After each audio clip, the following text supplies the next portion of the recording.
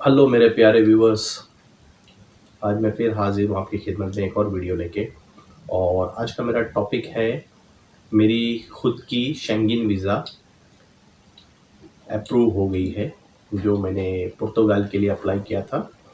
और वो मैंने यहीं इस्तांबुल से मैंने अप्लाई किया और अल्हम्दुलिल्लाह वो अप्रूव हो गई। और मल्टीपल एंट्री है।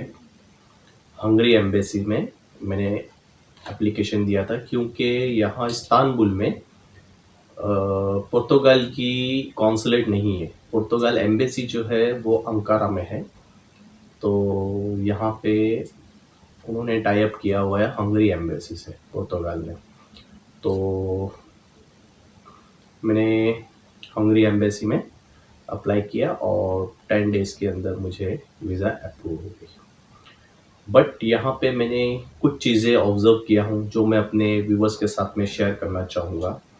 वो ये है कि इस वीज़ा के एप्लीकेशन में, इसके बीच में मुझे एम्बेसी से कॉल आया और कॉल पे मेरा इंटरव्यू हुआ, जो कि यूजुअली मेरा कभी किसी वीज़ा में इंटरव्यू नहीं हुआ था। तो ये मेरा फर्स्ट एक्सपीरियंस था जो मुझे कॉल आया एम्बेसी से, काउंसलर ने अपने आप को इंट्रोड्यूस करके मेरा इंटरव्यू लिए। तो मैं बताता हूँ बाद में कि क्या क्या बात हुई थी और क्या क्वेश्चंस हुए थे और क्या आंसर्स मैंने दिया। तो ये एक बात है।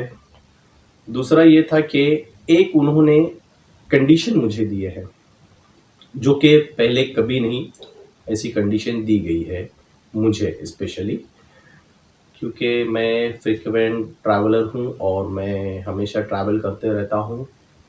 और शेंगेन में स्टेट में भी मैंने तकरीबन स्विट्ज़रलैंड, फ्रांस, बेल्जियम, ग्रीस, ये सब कंट्री में मैं ट्रैवल कर चुका हूँ।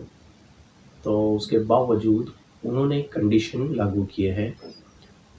कंडीशन ये है कि जैसा मैं पुर्तगाल जाके रिटर्न आऊँगा, तो मुझे अभी उन्होंने एक रिसीप्ट दिए है, एक लेटर दिए। लेटर के अंदर उनका ईमेल आईडी है।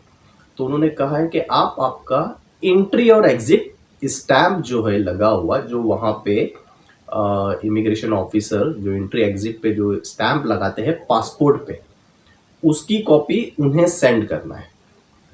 तो ये मैं समझ गया, एक्चुअली ये यूजुअली होता है लोगों के साथ में। तो ये इसलिए हुआ क्योंकि ये पुर्तगाल है और 2-3 कंट्री है जिसकी वजह से ये होता है, जैसा कि स्पेन है, पुर्तगाल है। ये ऐसी कंट्रीज है कि लोग वहाँ जाते हैं और वहाँ पे ही रुक जाते हैं, असाइलम अप्लाई करते हैं और मतलब इलीगल हो जाते हैं। तरह तरह की चीज़ें ऐसी होती है, या अपना स्टेटस चेंज करते हैं, वीज़ा वायलेशन वगैरह भी कर लेते हैं, ओवर स्टे। तो यही रीज़न था कि उन्होंने मुझे रिक्वेस्ट किया है कि आप आने के बाद में वो जो स्टैम्प होगा, एंट्री और एग्जिट का स्टैम्प आपके पासपोर्ट पे, वो हमें ईमेल करना। तो नेक्स्ट टाइम के लिए फिर मेरी वीज़ा के लिए और आसानी हो जाएगी और मैं जेन्युइन ट्रैवलर उनकी नज़र में आऊँगा और शायद नेक्स्ट टाइम भी मुझे इजीली वो वीज़ा दे दें। और एक केस सुनाना चाहूँगा। एक मेरे फ्रेंड है जो बॉम्बे से है, तो उनके साथ भी ऐसा हुआ था। और वो एक मल्टी मिलियन डॉलर्स की डील जो है, कुछ कॉन्ट्रैक्ट वगैरह कर रहे थे जर्मनी में। तो वो बॉम्बे से वहाँ जाना था, तो उन्होंने जर्मन एम्बेसी में एप्लीकेशन दिया था। तो जर्मन एम्बेसी में उनकी वीज़ा अप्रूवल से पहले उनको बुलाया गया और कहा गया कि आप जब भी जर्मनी से ये टूर कंप्लीट करके आओगे, बिजनेस टूर थी, कंप्लीट करके आओगे, तो आप आके इन पर्सन, वो जो उस टाइम के काउंसलर थे वहाँ पे प्रेजेंट, उन्होंने कहा आप आके मुझे मिलना और अपना पासपोर्ट दिखाना, उस पर एंट्री एग्जिट शायद वही चेक करना था उनको। तो वो तो जेन्युइन डील थी और जेन्युइन ट्रैवल थे, गए वो डील वगैरह जो भी थी फाइनलाइज करके वापस आ गए। उसके बाद में वो काउंसलर से मिले, तो काउंसलर ने पासपोर्ट देखा एंड देख के उसके ऊपर कुछ जर्मन लैंग्वेज में कुछ कमेंट लिखे और उन्होंने उनसे कहा कि आप जेन्युइन ट्रैवलर हो और आप अपना वादा पूरा किया, आप जाके रिटर्न आए और मुझे मिले आके। तो इसके लिए मैंने कुछ कमेंट लिखा हूँ यहाँ पे। आप जब भी शेंगेन वीज़ा अप्लाई करोगे तो विदाउट एनी प्रॉब्लम आपको शेंगेन वीज़ा अप्रूव हो जाएगी। तो इसका मतलब यही है कि ये जो मुझे भी इन्होंने एक जो स्लिप दिए हैं जिस पे मेंशन है उनका ईमेल आईडी, कि मैं, हो सकता है उनको ऐसा होगा कि शायद मैं जाऊं और वापस ना हूं, ऐसा होता है, बट उन्होंने मेरी ट्रैवल हिस्ट्री कंसिडर करते हुए मुझे ये वीज़ा दिया गया है। तो ट्रैवल हिस्ट्री जो है वो बहुत मैटर करती है इन सब चीज़ों में। तो इसीलिए, और मेरा तो कोई इरादा ओवर स्टे वगैरह कुछ करने का ऐसा है भी नहीं। मैं ट्रैवल करता हूँ, जगह अलग अलग जगह घूमता हूँ, देखता हूँ, एक्सप्लोर करता हूँ, तो यही मेरी एक हॉबी है। तो मैं भी जब रिटर्न आऊँगा तो मैं उनको रिपोर्ट भेज दूंगा जैसा उन्होंने रिक्वेस्ट किया है। तो उसके बेस पे वहाँ पे क्लियरली लिखा भी है, मैं आपके साथ डिस्क्रिप्शन में उसकी कॉपी भी शेयर करूँगा ताकि आप लोग के लिए ये अवेयरनेस रहे। कभी आपको ऐसा कुछ अगर कोई लेटर वगैरह मिलता है या कंडीशन पे आपको वीज़ा मिलती है तो प्लीज़ वो कंडीशन को आप फुलफ़िल कीजिए ताकि फ्यूचर में आपके लिए और अच्छा हो और आपके लिए जो है शेंगेन कंट्रीज़ की जो दरवाज़े हमेशा खुले रहें और इजी हो जाए और विदाउट एनी प्रॉब्लम वो आपको वीज़ा देते रहें। तो ये था। ठीक है, अब मैं आता हूँ कि मेरे से जो इंटरव्यू हुआ कॉल पे, तो काउंसलर में काउंसलर ऑफिसर ने मुझे कॉल किया एंड मैं उस वक्त मेरे घर में था एंड थोड़ा घर में शोर-गुल था। तो उन्होंने कॉल किया और उन्होंने मुझसे ट्रैवल डेट्स पूछी और मैं इतना ज़्यादा ट्रैवल करता हूँ और किया हूँ जिसकी वजह से मैं थोड़ा कंफ्यूज था डेट्स को लेके। तो मैंने वहाँ पे एक्सक्यूज़ दिया कि can you call me after 5-10 minute, there is background noise is there. तो मैंने उनको कहा कि can I call you back? So she said, no, you cannot call on this number. So only I can call you. So I said, okay. So can you call me after 5-10 minutes? So she said, okay, no problem. I'll call you back. And इस बीच में मैं फट से मेरा mobile open किया and मैंने मेरा थोड़ा डेट्स वगैरह थोड़ा एक रिवीजन कर लिया ताकि मुझे पता था वो क्या क्वेश्चंस करेंगे।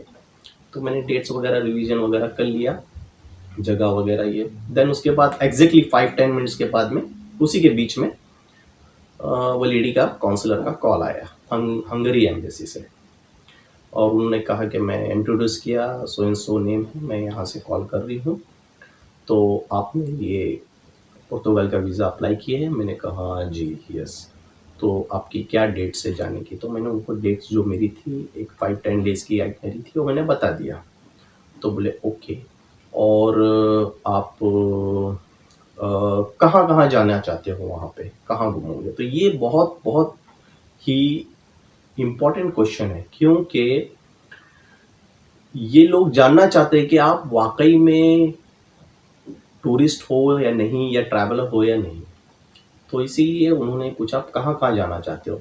तो मैंने पर्टिकुलर जगह वो तो मैंने थोड़ा सा ब्रीफ कर लिया था। तो मैंने बताया हाँ मैं इस जगह पे जाना चाहता हूँ और मैंने गूगल से थोड़ा वहाँ का डिस्टेंस जो है वो भी मैंने देख लिया था कि कितने आवर्स पे कौन कौन सी जगह है। तो उन्होंने कहा आपको पता है कि ये कितने, मतलब आपने 1 डे ट्रिप इसमें जो पर्टिकुलर मेंशन किया है डेस्टिनेशन, तो ये 1 डे ट्रिप आपको पता है कितना इसका मतलब जर्नी टाइम है? तो मैंने बताया कि approximately 1 hour to 2 hours. Actually उसका 1 आवर 25 मिनट्स ऐसा था, तो मैंने उनको 1 आवर टू बिटवीन 2 आवर्स ऐसा बता दिया। तो बोले ओके, और उन्होंने ये बोला कि आपका पर्पस क्या है, क्यों आप पुर्तगाल जाना चाहते हो? तो मैंने बोला टूरिज़्म के लिए। तो बोले अच्छा, तो आपके साथ कोई जा रहा है? जबकि मैंने फॉर्म में क्लियरली लिखा था मैं अलोन, सोलो ट्रैवल। मैंने मेरे कवरिंग लेटर में भी मेंशन किया था कि मैं सोलो ट्रैवलर हूँ और अकेले ही जाना चाह रहा हूँ। फिर भी वो क्वेश्चन करते हैं, और ये ज़ाहिर सी बात है कि आप जो फॉर्म में फिल करते हो, आप जो के कवरिंग लेटर में मेंशन करते हो, वही चीज़ें वो लोग पूछेंगे आपसे।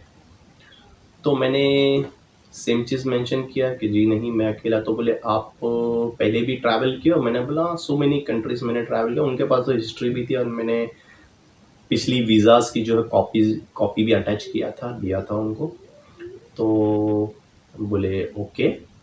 तो उन्होंने मुझे उसी टाइम फ़ोन पे ही कहा कि ठीक है, मैं आपका वीज़ा अप्रूव कर देती हूँ, बट उसकी एक कंडीशन है कि आपको आके जो है वो, जैसा कि मैंने स्लिप के बारे में बताया, एक लेटर था, तो बोले आपको आके हमको इन्फॉर्म करना रहेगा कि आप वहाँ से जाके आए। ये मेरे लिए थोड़ा सरप्राइज़ भी है, क्योंकि आज जो टेक्नोलॉजी इतनी आगे निकल गई है, तो उनको उनके सिस्टम में खुद ही पता चल जाता है कि कौन आया है, कौन गया है। अब ये हमसे कह रहे हैं कि आप आके हमको नोटिफ़ाई करो, तो ये मेरे लिए थोड़ा